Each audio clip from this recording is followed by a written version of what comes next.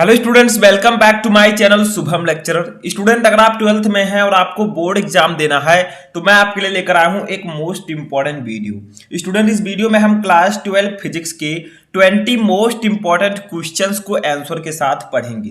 देखिए, बहुत सारे स्टूडेंट कमेंट कर रहे थे कि सर फिजिक्स के इंपॉर्टेंट क्वेश्चंस पर वीडियो बनाइए, तो मैं आपको इस वीडियो में फिजिक्स के 20 महत्वपूर्ण प्रश्नों को एक ही वीडियो में बताऊंगा, वो भी आंसर के साथ। तो बोर्ड एग्जाम देने से पहले आपको ये 20 क्वेश्चन जरूर पढ़ लेना चाहिए, क्योंकि इन 20 क्वेश्चंस में से बहुत सारे क्वेश्चन ऐसे हैं जो आपके बोर्ड एग्जाम में आते रहते हैं।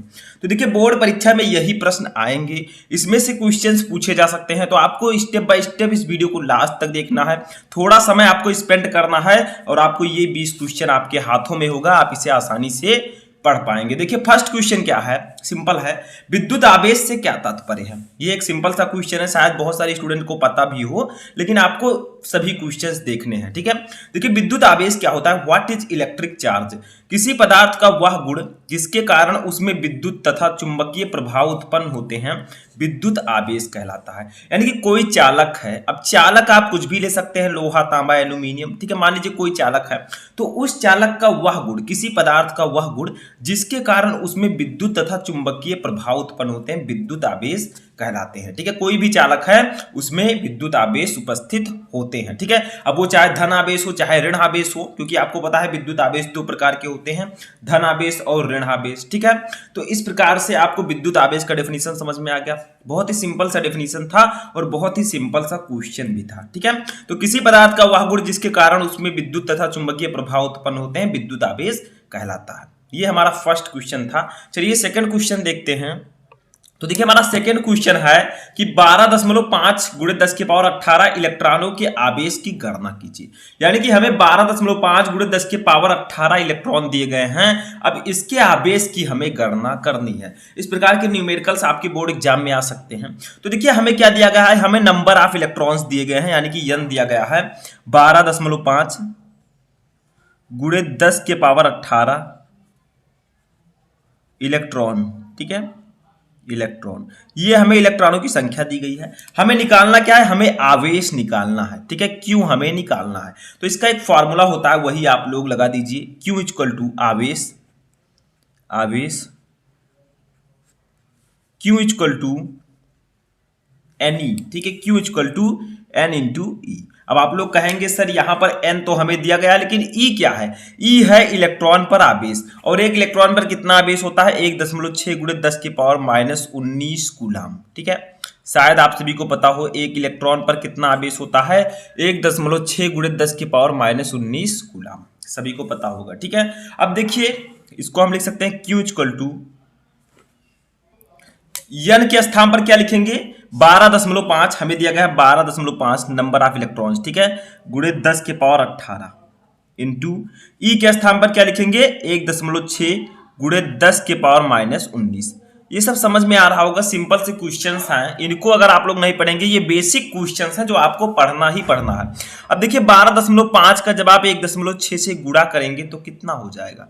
ये आपका हो जाएगा 20। ठीक है, 12.5 का 1.6 से गुणा करेंगे तो 20 आ जाएगा, गुणे ये 10 के पावर 18 है, ये 19 है, तो 19 में से 18 चला जाएगा तो 10 के पावर -1 बचेगा। ध्यान से समझिए, देखिए 12.5 का हमने 1.6 से गुणा किया तो 20 आ गया, और 10 के पावर 18 है, 10 के पावर -19 है, तो 19 में से 18 जाएगा तो 1 बचेगा, वो भी माइनस में। ठीक है, क्योंकि माइनस वाला अंक बड़ा है, तो इस प्रकार से आपका ये हो जाएगा। आप चाहे इतना आंसर लिख सकते हैं, लेकिन थोड़ा सा इसको हम और सॉल्व करते हैं। क्यू इक्वल टू, देखिए 20 बटा, इसको हम 10 के पावर -1 को नीचे ले जाएंगे तो ये +1 हो जाएगा, तो 20 बटा 10। देखिए 10 के पावर -1 है, इसको 20 के नीचे लाएं अगर बटे में, तो ये माइनस हट जाएगा, 10 के पावर 1 बचेगा, इसको हम 10 लिख सकते हैं। ठीक है, अब ये 0 से 0 कट गया, हमारा बचा क्या? 10 दूना 20, यानी कि 2 बचा। ठीक है, तो क्यों आवेश आ गया हमारा 2 कूलम, 2 कूलम। ठीक है, तो सिंपल है, बस यही हमारा आवेश निकल गया। तो कुछ भी नहीं है, जो कुछ मैं आपको क्वेश्चन बता रहा हूँ बहुत ही सिंपल से क्वेश्चंस हैं, और आपको ये जानना बहुत ही ज्यादा जरूरी है। ठीक है, तो 2 कूलम हमारा आंसर आ गया। अब तीसरा क्वेश्चन देखते हैं। तीसरा क्वेश्चन हमारा है कि डेबाई किसका मात्रक है? तो डेबाई जो है, लिख देते हैं, डेबाई विद्युत द्विध्रुव आघूर्ण का मात्रक है। विद्युत द्विध्रुव आघूर्ण का मात्रक है, आघूर्ण का मात्रक है, ठीक है, का मात्रक है। तो डेबाई किसका मात्रक है? डेबाई विद्युत द्विध्रुव आघूर्ण का मात्रक है, जिसको हम लोग पी से डिनोट करते हैं, ठीक है, समझ में आ गया। तो ये आप लोग याद रखिएगा। चलिए फोर्थ क्वेश्चन देखते हैं। अब देखिए जो हमारा फोर्थ नंबर क्वेश्चन है, बहुत ही सिंपल सा क्वेश्चन है हमारे सेकंड चैप्टर स्थिर विद्युत विभव तथा धारिता का। देखिए विद्युत विभव की परिभाषा दीजिए तथा इसकी बीमा लिखिए। आपको बताना है कि विद्युत विभव क्या होता है, उसका डेफिनेशन आप लिखिए और इसकी बीमा लिखिए। तो देखिए विद्युत विभव क्या होता है? विद्युत क्षेत्र में एकांक धन आवेश Q नॉट को अनंत से क्षेत्र के किसी बिंदु तक लाने में किए गए कार्य W को उस बिंदु पर विद्युत विभव कहते हैं, ठीक है। तो विद्युत विभव का डेफिनेशन होगा कि विद्युत क्षेत्र में एकांक धन परीक्षण आवेश Q नॉट को अनंत से किसी क्षेत्र यानी कि अनंत से विद्युत क्षेत्र के किसी बिंदु तक लाने में किए गए कार्य W को उस बिंदु पर विद्युत विभव कहते हैं। यानी कि विद्युत विभव क्या होता है? किसी एकांक धन परीक्षण आवेश को अनंत से किसी बिंदु तक लाने में किए गए कार्य W और जो धन परीक्षण आवेश Q नॉट है इसके अनुपात के बराबर होता है। जैसे देखिए यहां पर हम फॉर्मूला लिख सकते हैं B इक्वल टू, देखिए W upon Q not, W upon Q not. इसका डेफिनेशन आप इस प्रकार से लिख सकते हैं कि एकांक धन परीक्षण आवेश Q नॉट तथा एक तरह परीक्षण आवेश को अनंत से किसी बिंदु तक लाने में किए गए कार्य के अनुपात को हम विद्युत विभव कहते हैं, ठीक है। तो B equal to W upon Q naught होता है। अब देखिए यहां पर इसका अगर मात्रक देखा जाए तो मात्रक क्या होगा? तो मात्रक देखिए, मात्रक हम हेडिंग डालेंगे, ठीक है, और लिखेंगे। देखिए इसका मात्रक क्या होगा? इसका मात्रक एक होता है, देखिए W क्या है? कार्य, कार्य का मतलब जूल प्रति, Q नॉट क्या है? आवेश, आवेश का मात्रक कूलाम, ठीक है। तो जूल प्रति कूलाम इसका मात्रक होगा, अथवा या वोल्ट भी इसका मात्रक होता है, ठीक है। विद्युत विभव का मात्रक वोल्ट भी होता है, ठीक है। तो ये मात्रक हो जाएगा। बीमा अगर बात की जाए बीमा की, डायमेंशनल फॉर्मूला क्या होगा इसका विद्युत विभव का? तो बीमा हो जाएगा ML2 T के पावर -3 A के पावर -1, ठीक है। ये बीमा हो जाएगी विद्युत विभव की। तो यहां पर मैंने आपको विद्युत विभव का डेफिनेशन, मात्रक और बीमा बताया। आई होप कि आपको ये समझ में आ चुका होगा, ठीक है। अब हम अपना पांचवा क्वेश्चन देखेंगे। पांचवा क्वेश्चन है कि क्या यह संभव है कि किसी बिंदु पर विद्युत विभव शून्य हो लेकिन विद्युत क्षेत्र शून्य ना हो? यानी कि क्या यह संभव है कि किसी बिंदु पर विद्युत विभव तो शून्य हो लेकिन विद्युत क्षेत्र शून्य ना हो? तो हाँ यह संभव है। कैसे संभव है? तो हम लिखेंगे हाँ। क्या लिखेंगे हम लिखेंगे हाँ। अब क्यों? कारण बताइए। जैसे जैसे कहां पर होता है? विद्युत द्विध्रुव की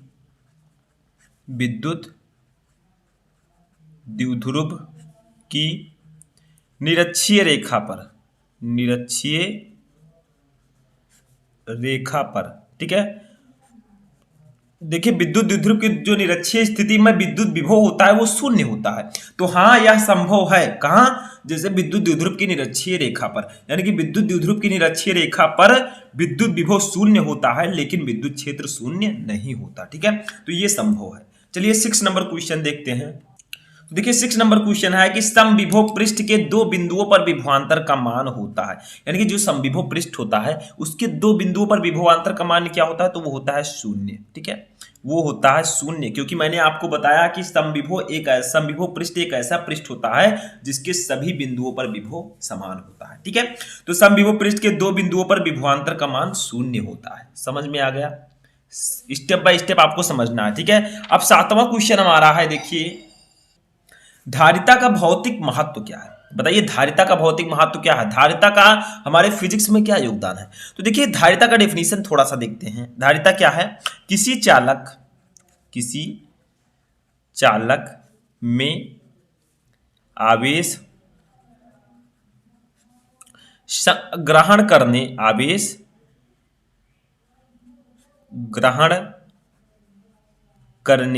की क्षमता धारिता है, की क्षमता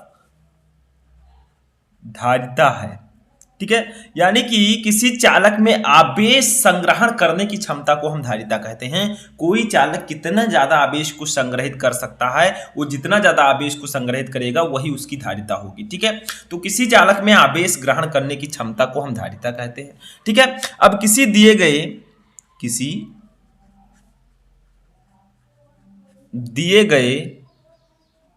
आवेश के लिए यदि विभव कम है, यदि विभव कम है तो धारिता अधिक होगी, तो धारिता अधिक होगी। ठीक है, धारिता अधिक होगी, यानी कि धारिता का भौतिक महत्व क्या है, तो किसी चालक में एक आवेश ग्रहण करने की क्षमता धारिता कहलाती है। ठीक है, अब देखिए किसी दिए गए आवेश के लिए यदि विभव कम है तो धारिता अधिक होगी, क्योंकि C जो होता है, धारिता जो होती है वो क्या होती है, वो होती है V के व्युत्क्रमानुपाती, यानी कि अगर धारिता ज्यादा होगी तो विभव कम होगा, अगर विभव कम होगा तो धारिता ज्यादा होगी। तो किसी दिए गए आवेश के लिए यदि विभव कम है तो धारिता ज्यादा होगी। ठीक है, C और V एक दूसरे के इनवर्सली प्रोपोर्शनल हैं। ठीक है, तो ये आपको याद रखना है। समझ में आया, ये व्युत्क्रमानुपाती है। 8वां क्वेश्चन अपना देखते हैं, जो कि इसी चैप्टर से, हमारे दूसरे चैप्टर से ही क्वेश्चन है कि समांतर प्लेट संधारित्र की धारिता के लिए व्यंजक लिखिए तथा प्रतीकों का अर्थ बताइए। तो समांतर प्लेट संधारित्र की धारिता का फॉर्मूला क्या होता है, तो लिखते हैं समांतर प्लेट संधारित्र की धारिता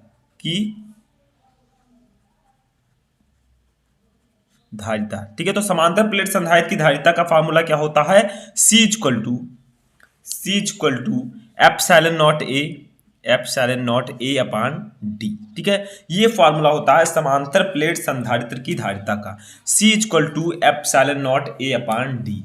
अब आप लोग कहेंगे यहाँ पर एप्सिलॉन नॉट क्या है, तो ये आप लोगों को पता होना चाहिए, ये है निर्वात की विद्युतशीलता, सभी को पता है, वायु या निर्वात की विद्युतशीलता। ए क्या है, ए है आपका प्रत्येक प्लेट का क्षेत्रफल, तो ए हम लिख देते हैं। देखिए एप्सिलॉन नॉट तो आप सभी को पता है, ए है प्रत्येक प्लेट का क्षेत्रफल, प्रत्येक प्लेट का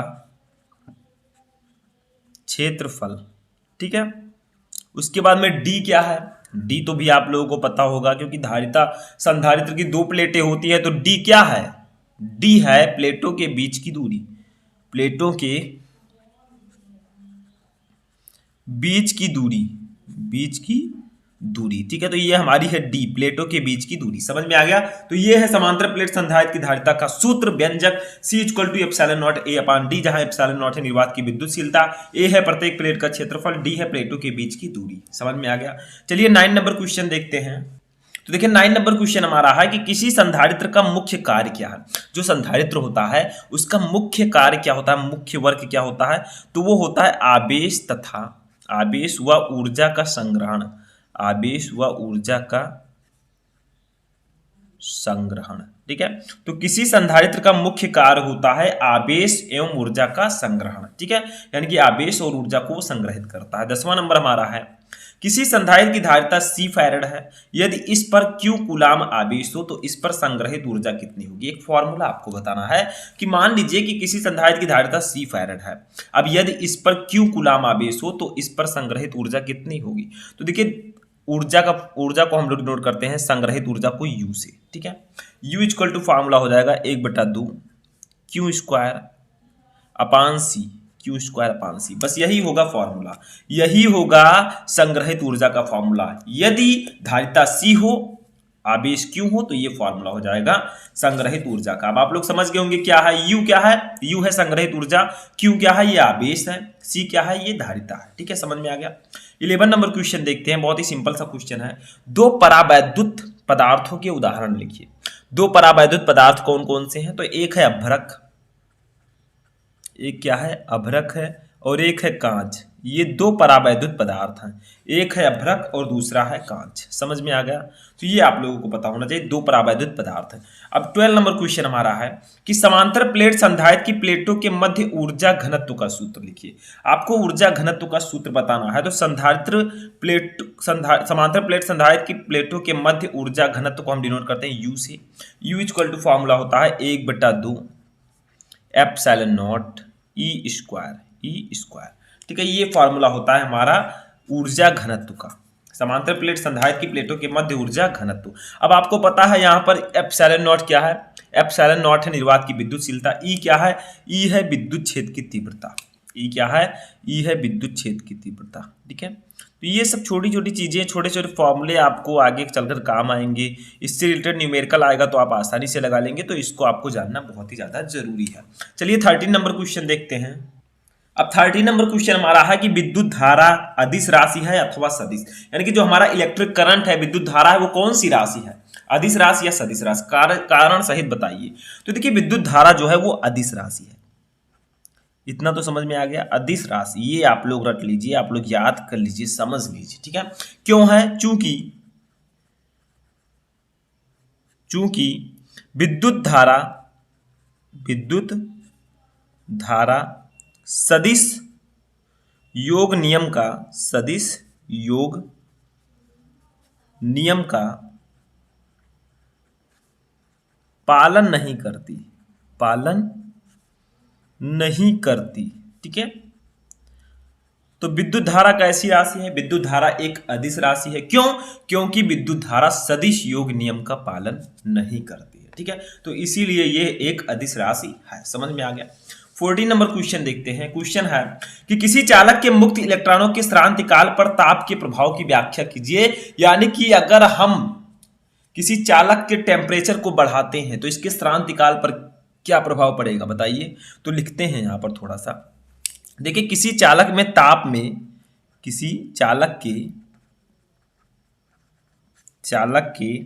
ताप में यानी कि टेम्परेचर में, ठीक है, वृद्धि के कारण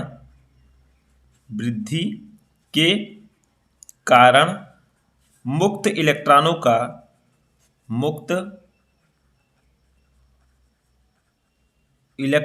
का श्रांति काल,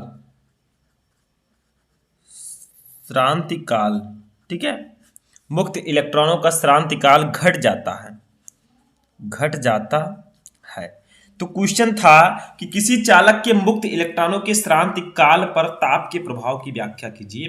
तो किसी चालक के ताप में वृद्धि के कारण मुक्त इलेक्ट्रॉनों का श्रांति काल घट जाता है, यानी कि अगर आप किसी चालक के टेम्परेचर में वृद्धि करते हैं, उसमें उसको बढ़ाते हैं, तो जो मुक्त इलेक्ट्रॉनों का श्रांति काल है वो घट जाएगा। ठीक है, 15 नंबर क्वेश्चन देखते हैं हम। क्वेश्चन है कि विद्युत धारा तथा अनुगमन वेग के बीच संबंध लिखिए। तो विद्युत धारा तथा अनुगमन वेग के बीच संबंध देखते हैं। विद्युत धारा तथा अनुगमन वेग के बीच संबंध, ठीक है, के बीच संबंध। तो विद्युत धारा तथा अनुगमन वेग के बीच क्या संबंध होता है? तो विद्युत धारा को हम लोग डिनोट करते हैं आई से। ठीक है, आई इक्वल टू फॉर्मूला होता है NEVD। ठीक है, आई इक्वल टू NEVD, ये होता है विद्युत धारा तथा अनुगमन वेग में संबंध। यहां पर VD है आपका अनुगमन वेग। तो हम लिखते हैं कौन क्या है, N क्या है, I तो आपको पता है धारा है, E क्या है, N क्या है, एकांक आयतन में मुक्त इलेक्ट्रॉनों की संख्या। हम लिख सकते हैं मुक्त इलेक्ट्रॉनों की संख्या, मुक्त इलेक्ट्रॉनों की संख्या। ठीक है, उसके बाद में A क्या है, A है अनुप्रस्थ काट का क्षेत्रफल या परिच्छेद का क्षेत्रफल,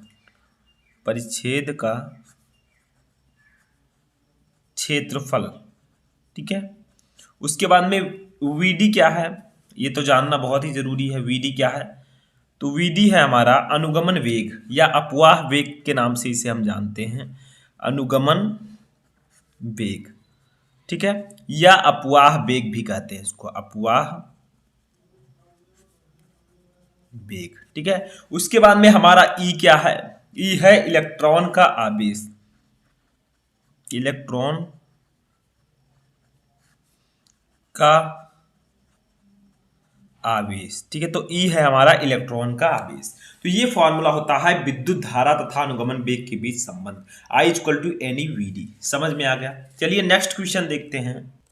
16 नंबर क्वेश्चन हमारा है कि विद्युत क्षेत्र में वृद्धि करने पर इलेक्ट्रॉन के अपवाह वेग पर क्या प्रभाव पड़ता है। यानी कि अगर आप विद्युत क्षेत्र में वृद्धि करते हैं तो इलेक्ट्रॉन के अपवाह वेग पर क्या प्रभाव पड़ेगा? तो अपवाह वेग में वृद्धि हो जाती है। ठीक है, अपवाह वेग या अनुगमन वेग इसको कहते हैं।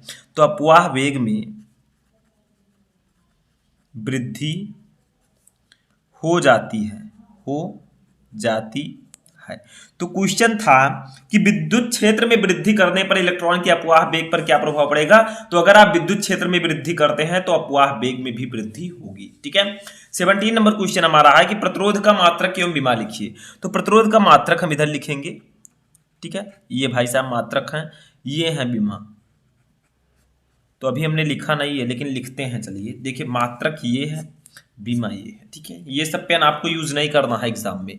तो मात्रक होता है ओम, किसको नहीं पता है, सभी को पता है मात्रक ओम होता है। बीमा क्या होती है, बीमा होती है ml2 t के पावर -3 a के पावर -2। ठीक है, ये होती है बीमा। अब देखिए फॉर्मूला ही बताते चले, R इक्वल टू होता है V/I, R इक्वल टू होता है V/I। ठीक है, ये फॉर्मूला होता है। अब देखिए V equal to I R भी आप लिख सकते हैं। तो R का मात्रक एक और आप लिख सकते हैं, या ठीक है क्या लिख सकते हैं, वोल्ट प्रति एम्पियर। आप वोल्ट प्रति एम्पियर भी इसका मात्रक लिख सकते हैं, वोल्ट प्रति एम्पियर। ठीक है, वोल्ट प्रति एम्पियर भी लिख सकते हैं। बीमा इसकी हो जाएगी ml2 t के पावर -2 a के पावर -3। ये V/I से आप बीमा निकाल सकते हैं। आपको V का बीमा पता है, I का बीमा पता है, तो आप इसको निकाल सकते हैं। ठीक है, समझ में आ गया। चलिए नेक्स्ट क्वेश्चन देखते हैं 18 नंबर। तो देखिए 18 नंबर क्वेश्चन हमारा है कि अर्धचालक की विद्युत चालकता पर ताप का क्या प्रभाव पड़ता है। यानी कि जो अर्धचालक है हमारे सेमीकंडक्टर्स हैं, उन पर विद्युत चालकता, उनकी विद्युत चालकता पर ताप का क्या प्रभाव पड़ता है। तो ताप बढ़ाने पर बढ़ जाती है, ताप बढ़ाने पर बढ़ जाती है। ठीक है, यानी कि जो हमारे अर्धचालक हैं जैसे सिलिकॉन, जर्मेनियम, इन सब की विद्युत चालकता ताप बढ़ाने पर बढ़ जाती है, ताप घटाएंगे तो घट जाएगी। ठीक है, तो ये ताप बढ़ाने पर बढ़ जाती है। समझ में आ गया। 19 नंबर क्वेश्चन देखते हैं। 1 किलोवाट घंटा किसका मात्रक है। 1 किलोवाट घंटा कितने जूल के बराबर होता है। तो देखिए 1 किलोवाट घंटा, सबसे पहले ये जानते हैं कि ये किसका मात्रक है। तो ये है विद्युत ऊर्जा का मात्रक। ठीक है, 1 किलोवाट घंटा, 1 किलोवाट घंटा विद्युत ऊर्जा का मात्रक है, विद्युत ऊर्जा का मात्रक है, का मात्रक है। अब 1 किलोवाट घंटा इक्वल टू होता कितना है। तो 1 किलोवाट घंटा, ठीक है, 1 किलोवाट घंटा कितने जूल के बराबर होता है। ये तो ये होता है 3.6 गुणे 10 के पावर 6 जूल। ठीक है, तो ये इसके बराबर होता है। तो ये समझ में आ गया। 1 किलोवाट घंटा जो है वो विद्युत ऊर्जा का मात्रक है, और 1 किलोवाट घंटा बराबर होता है 3.6 गुणे 10 के पावर 6 जूल। ठीक है, 20 नंबर लास्ट क्वेश्चन हम देखते हैं। क्वेश्चन है कि ताप बढ़ाने पर किसी चालक की विद्युत चालकता पर क्या प्रभाव पड़ता है। यानी कि कोई भी चालक हो, अगर हम टेम्परेचर बढ़ाएं तो उसकी चालकता पर क्या प्रभाव पड़ेगा। तो चालकता घट जाती है, चालकता घट जाती है। यानी कि आप किसी चालक की आप किसी चालक का टेम्परेचर बढ़ा रहे हैं तो उसकी विद्युत चालकता घट जाएगी। ठीक है, समझ में आ गया। तो यहां पर मैंने आपको टोटल 20 क्वेश्चंस बताए। अब आप लोग कमेंट बॉक्स में बताइए कि इन 20 क्वेश्चंस में से कितने क्वेश्चन आपको ऑलरेडी पता थे। हम मिलेंगे नेक्स्ट वीडियो में नेक्स्ट टॉपिक के साथ। तब तक आप लोग अपनी तैयारी करते रहें।